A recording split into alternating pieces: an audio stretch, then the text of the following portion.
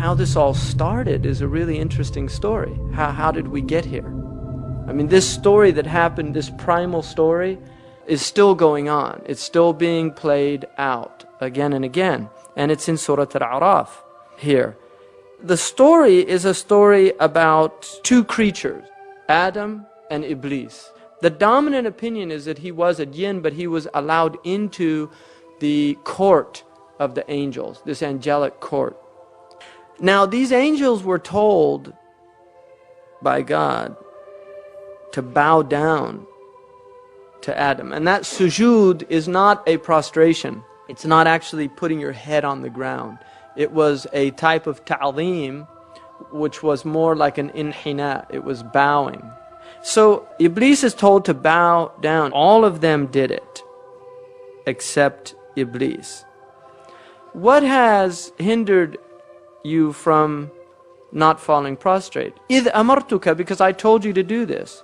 قَالَ أَنَا خَيْرٌ مِّنْهُ, I'm better than him, which is a very interesting statement, because some of the ulama say this is the first wrong action ever. And it's a belief of superiority. It's a belief of superiority of another creature. So he said, I'm better than him. And then, خَلَقْتَنِي مِن نَارٍ. Then he gives the reason. This is his logic of why he is superior. You created me from fire, وَخَلَقْتُهُ مِن طِينٍ. And you created him from earth and water. I'm fire and air. He's earth and water. I'm better than him. What was the superiority here? What superiority did he see? Material, right? It's medda. He's looking at the actual substance of what we are made of. Now, what is unique about Iblis and Adam? Both Iblis and Adam, they have this conscious ruh. They have this conscious knowledge of God that other creatures don't have, whether they're made of fire, earth, water, whatever they're made of. So Iblis was looking at the outward of the situation and he's saying, I'm better than him. Why are you making me bow down to somebody that I'm better than? This is his logic. And there's a lot of people that fall into that type of reasoning in the world, and it causes immense problems in the world.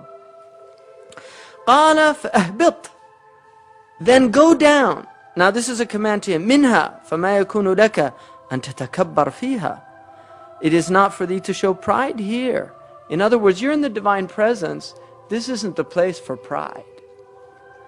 If you're aware of God, you can't be in a state of pride. And therefore, he was cast out of this presence, because the two can't go together. And then he says, فَخْرُجْ إِنَّكَ مِنَ الصَّاغِرِينَ. Get out of here, because you are the saghir. You're not better, you're worse. You're the humiliated one because of your pride. Because of your pride, you've put yourself under the thing that you thought you were over. So the actual thinking that you were over this other creature has put you under that creature by default.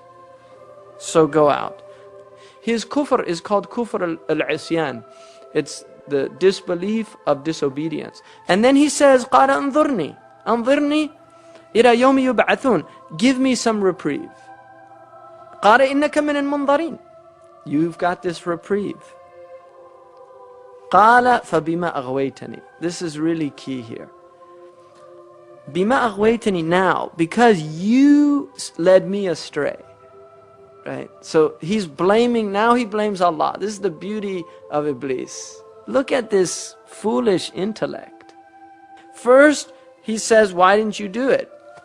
And he says, because I can't do that, I'm better than him. Then he says, Bima aghwaytani, you made me go astray by telling me to do it in the first place.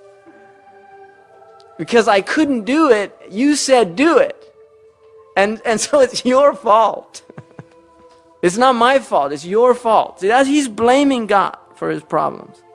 بِمَا أَغْوَيْتَنِي لَأَقْعُدَنَّ لَهُمْ صِرَاطَكَ الْمُسْتَقِيمَ. I will now lurk in ambush for them. In other words, these humans.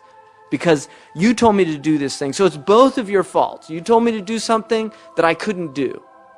And the reason I couldn't do it is because he wasn't worthy of it.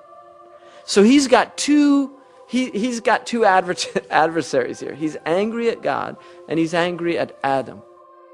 And then he says, ثُمَّ لَأَتِيَنَّهُمْ مِنْ بَيْنِ أَيْدِيهِمْ, and I will come upon them from before them, وَمِنْ خَلْفِهِمْ, and behind them, وَعَنْ أَيْمَانِهِمْ, and to their rights, وَعَنْ شَمَائِلِهِمْ, and to their lefts, وَلَا تَجِدُ أَكْثَرَهُمْ شَاكِرِينَ, and you will not find most of them filled with gratitude. So this is important too, because what Iblis has set out to do now is show that they're ingrates. That's what he wants to do. He wants to show God that you made a mistake, you shouldn't have made him the Khalifa, the Caliph on earth, and you're going to see that they're not going to be grateful for what you've given them in the first place.